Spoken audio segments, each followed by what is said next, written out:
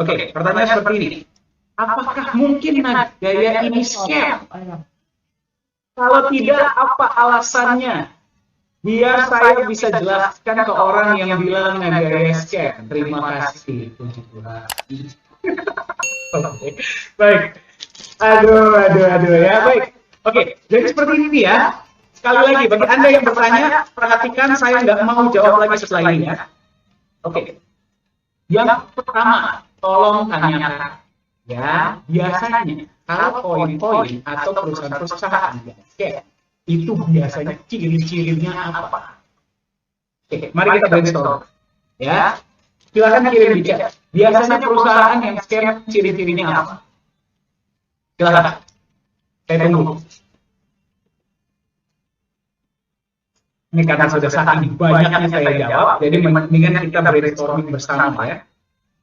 Agar kita sama-sama paham. Biasanya perusahaan yang scam ciri-cirinya apa? Oke, sudah banyak jawaban. Manajemen anonim, betul. Apalagi? Tidak ada kantor, betul. Tidak ada contact person, betul. Oke, memberikan keuntungan yang sangat berlebihan, betul. Tidak transparan, betul. Apalagi? Ayo, mari. Saya tunggu sampai semua sudah menjawab. Oke, sudah banyak. Oke. Mengiming-iming keuntungan yang tidak masuk akal. Oke. Apalagi?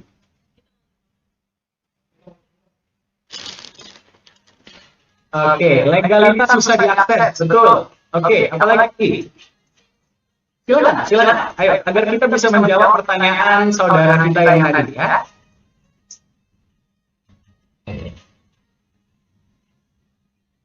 Website tidak bisa dibuka, oke, betul.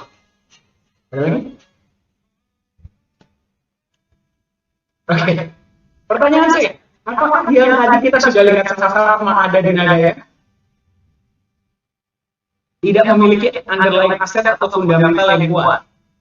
Apakah itu semua ada di Nagaya? Tidak ada, toh? Tidak ada. Terus scamnya dari mana?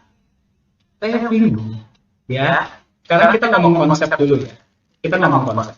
Saya biasanya nggak pernah bahas konsep di hari Rabu ya.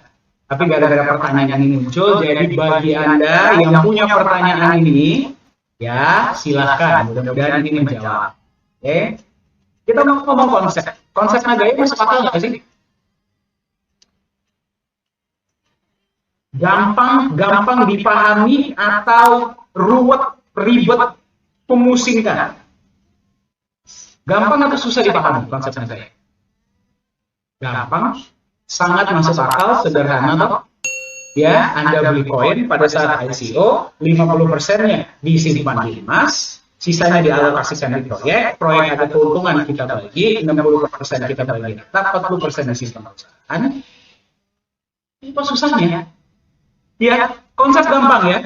Konsep masuk akal, pertama. Kedua, manajemen bisa diakses nggak? Yang pernah ketemu saya, siapa saja? Boleh tahu angkat tangan? Siapa saja yang pernah ketemu saya? Banyak ya. Yang pernah ketemu manajemen lain, mungkin Ibu Yuli, Pak Yohanes Chandra, Profesor Jung. Semua orang beneran ya, bukan orang bohongan ya. Ya, itu yang kedua.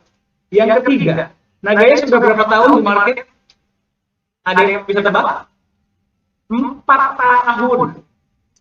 4 tahun perusahaan muncul gila. Ya, muncul gila. Memberikan keuntungan luar biasa gila. Ya, memberikan teknologi baru gila. Nagaya masih ada? Masih toh? Ya. Kemudian sekali lagi, di dalam dunia kripto, apakah ada keharusan sebuah perusahaan kripto itu harus menunjukkan transparansi dan legalitas seperti yang dilakukan oleh Nagaya? Apakah ada keharusan?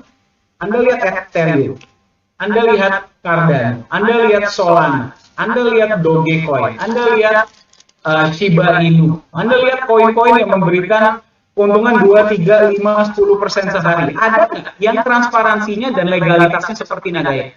Tolong Anda cari. Kalau ada, kasih tahu saya. Ada tidak? Tidak.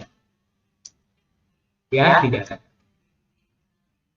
Ya, tidak ada. Kenapa? Karena tidak ada keharusan. Tidak ada keharusan sama sekali. Kenapa di Nagaya Anda bisa lihat? Ya, emas. Di backup emas pertama tidak ada keharusan. Ya, Nagaya backup emas agar Anda sebagai holder nilainya tidak menjadi nol. Itu yang pertama. Toh, yang kedua, jalankan proyek, dikasih lihat profit laba ruginya, profit and loss report-nya. Perlu nggak sih sebenarnya dikasih lihat kepada Anda? Perlu nggak? Enggak juga.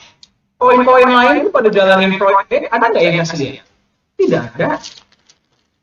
Ya, dibagi keuntungannya kepada Anda. Jadi kalau untung dibagi, kalau rugi manajemen yang tanggung. Ada nggak sih perusahaan kayak gitu di luar sana? Ya, nggak ada. Emasnya Anda bisa lihat ada di mana. Di sini beberapa dari Anda sudah pernah ikut penyimpanan emas yang pertama. Terus scamnya dari mana? Ya, tolong kalau misalkan bertanya, itu kadang-kadang tolong logikanya digunakan. Ya, saya tanya balik, gimana scam? Perusahaan yang legal dan legit apa adanya? Ya. Nah, pertanyaan saya kembali, kenapa perusahaan-perusahaan seperti Shiba Inu, seperti Doge, seperti yang lain-lain yang bisa memberikan keuntungan segitu besar, kenapa mereka nggak bilang scam? Kenapa? Ya. Nah, jadi kalau misalkan ada yang bilang sama Anda, wah ini mas scam, kalau saya jadi Anda, tanya balik scamnya di mana? Coba cari. Soalnya saya sampai sekarang nyari belum pernah ketemu. Ya, atau mungkin saya subjektif gitu ya. Mungkin saya subjektif, makanya saya bilang, coba dong Anda cari. Biasanya ya, ini saya kasih tahu sama Anda. Biasanya orang yang mengatakan seperti itu adalah 3 macam orang. Yang pertama adalah mereka yang pernah punya pengalaman kurang baik sebelumnya. Ya, yang kedua mereka yang belum paham. Yang ketiga kompetitor. Itu saja. Ya, kalau Anda jatuh di salah satu dari 3 kategori ini, saya ajak Anda ayo pelajari konsep. Ya, konsepnya Nagaya itu lebih dipelajari, lebih dipahami, lebih disayangi biasanya. Lebih paham, lebih sayang. Setuju nggak?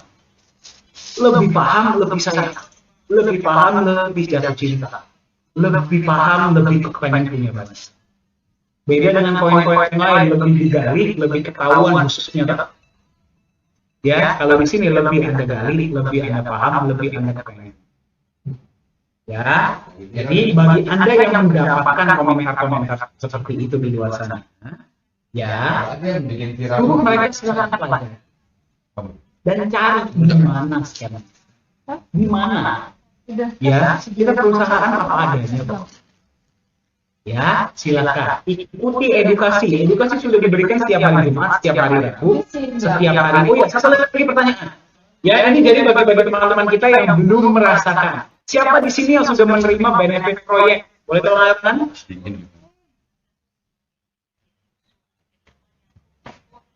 Betul ya? Sudah menerima ya? Rutin nggak sih dikirimnya atau pernah ada miss? Pernah ada skip? Rutin nggak?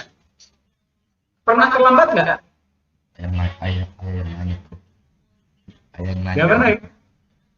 Selalu on time, tidak pernah telat, selalu diberikan.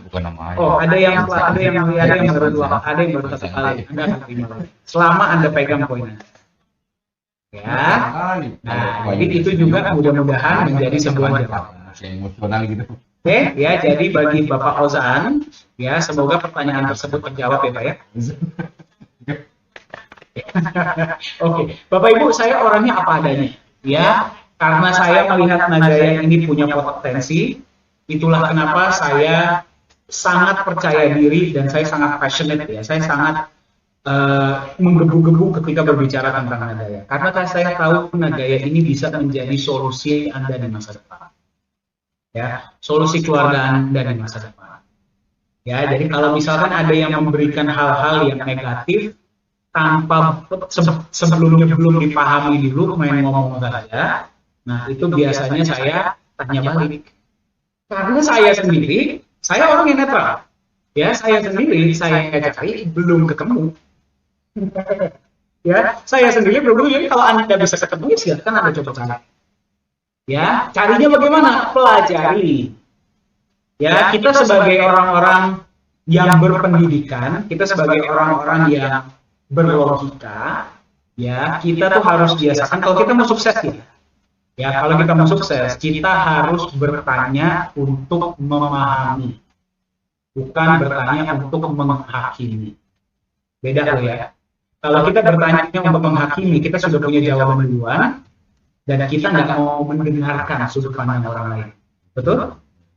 Betul tidak? Ya, kita merasa bahwa kita sudah yang paling benar, kita sudah yang paling hebat, kita sudah yang paling luar biasa. Jadi kalau kita bertanya untuk menghakimi, apa yang terjadi? Kita memblok pikiran kita sendiri dan kita nggak mau menerima informasi masuk. Itulah kenapa dibilang kalau kita mau belajar, kosongkan dulu gelas. Ya, betul tidak? Orang yang paling sukses, orang yang paling bijaksana, orang yang paling luar biasa, mereka kalau bertemu siapapun pasti mengosongkan gelas karena mereka tahu ada sesuatu yang bisa mereka pelajari dari orang. Tapi kalau orang yang biasa-biasa saja ketemu orang sudah begini, mereka sampai yang paling benar, nggak bisa belajar. Malam-malam tidur. Ya, jadi untuk masuk ke konsep Nagaya dan Anda kalau mau memahami konsep Nagaya secara keseluruhan, kosongkan gelas. Ya, dan bertanyalah untuk memahami. Nggak apa-apa. Ya, di sini banyak kok orang-orang kritis. Banyak. Saya pernah berjumpa dengan banyak orang-orang kritis, termasuk BDM Anda sendiri. Ya, Pak Yunias, pertama kali ya memahami tentang Nagaya, ada nggak orang kritis? Pak Yunias, selamat malam, Pak. Sepertinya tadi sih saya lihat. Mudah. Malam, Pak. Ya, pertama kali saya berjumpa dengan beliau, ya, beliau bertanya pertanyaan yang sangat kritis. Ya, tapi ada bedanya. Beliau kritis untuk memahami, untuk mendapatkan jawaban, bukan untuk menghakimi. Ya, dan ketika jawaban sudah didapatkan, membeli Nagaya, memiliki Nagaya, bahkan sekarang masuk di jajaran manajemen. Ya, nanti pasti saya yakin beliau sudah dengar, Anda sudah dengar cerita beliau. Benar ya Pak ya, cerita yang saya sampaikan Pak Yunias ya? Betul sekali. Di approve ya. Oke. Ya, jadi saya sarankan bagi Anda yang masih baru di Nagaya atau Anda yang sudah lama pun di Nagaya, bagi Anda yang masih baru, pelajari konsepnya. Pelajari konsepnya. Saya nggak nyuruh Anda, saya nggak nge-push Anda untuk wah langsung beli berapa, tidak. Pelajari konsepnya, tapi bertanyalah untuk memahami. Belajar untuk memahami. Ya, karena kalau dari awal Anda sudah punya mindset menghakimi, percuma kita ngomong seperti apapun nggak akan masuk di pikiran Anda. Ya, nggak akan masuk. Saya pun sampai sekarang, ya Bapak Ibu ya, kalau saya ketemu orang-orang lain, apalagi mereka yang sudah berhasil, jauh lebih hebat dari saya, ya, saya pasti kosongkan gelas dan saya dengarkan. Ya, karena pasti ada hal-hal yang mereka ketahui kita nggak tahu. Walaupun saya ketemu siapapun, bahkan holder-holder sekalipun, saya kalau duduk saya pasti mendengar. Ya, saya dengarkan apa cerita mereka. Ya, itulah bedanya ya mendengar untuk memahami, bertanya untuk memahami, dan untuk menghakimi.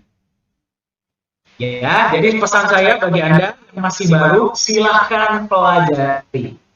Ya, silahkan pelajari, baca white paper, baca website, ikuti Zoom meeting. Kalau punya pertanyaan pun, pertanyaannya untuk memahami. Ya, dan Anda yang sudah paham, pahami lagi, belajar lagi, baca lagi. Ya, karena Nagaya semakin dipahami, semakin disayang. Ya, semoga menjawab ya. Mohon maaf nih ya, agak keras hari ini. Ya, semoga menjawab. Ya, oke. Ya, kenapa saya jawab? Karena saya mau Anda memahami, bukan menghakimi. Ya, jadi jawaban saya tadi berdasarkan fakta, berdasarkan apa yang terjadi di market, berdasarkan riset, karena saya pun riset sebelum masuk Nagaya. Ya, dan inilah yang saya temukan. Makanya kenapa saya selalu bilang pelajari. Kalau memang ada, silakan Anda cari sendiri. Ada nggak di luar sana yang seperti Nagaya? Saya sampai hari ini belum pernah ketemu. Boro-boro kripto, perusahaan saja yang seperti Nagaya saya hampir belum pernah ketemu. Kecuali mereka sudah IPO. Dan Nagaya belum IPO. Ya, kalau IPO memang keharusan ya, transparansi harus, diaudit harus, keuangannya harus sehat ya, segala macam. Ya, beda ya. Kalau Nagaya ini kan masih belum IPO, bahkan belum masuk market sebagai koin. Ya, tapi sudah menunjukkan bibit-bibit akan menjadi perusahaan yang besar, perusahaan yang sejahtera. Oke. Ya, jadi semoga menjawab ya. Mohon maaf tadi pertanyaan yang terakhir itu memang agak butuh waktu yang cukup panjang untuk kita bahas, tapi semoga jawaban yang saya berikan bermanfaat dan menjawab pertanyaan Anda ya. Jadi kalau misalkan memang Anda juga berjumpa dengan teman-teman kita di luar sana yang belum paham, ajaklah mereka untuk paham. Ajarkanlah mereka untuk belajar. Kalau dari awal memang mereka juga sudah tidak mau belajar, ya sudah, kita mau bikin apa? Kan minimal kan kita sudah melakukan yang terbaik, betul? Itu dia. Oke, ya, mudah-mudahan sesi hari ini bermanfaat ya. Waktu sudah menunjukkan 8.27, hampir 8.30 waktu Indonesia Barat. Di Malaysia dan Singapura sudah 9.30 ya. Betul ya? Oke, mudah-mudahan sesi tadi bermanfaat ya. Mungkin itu saja untuk sesi hari ini.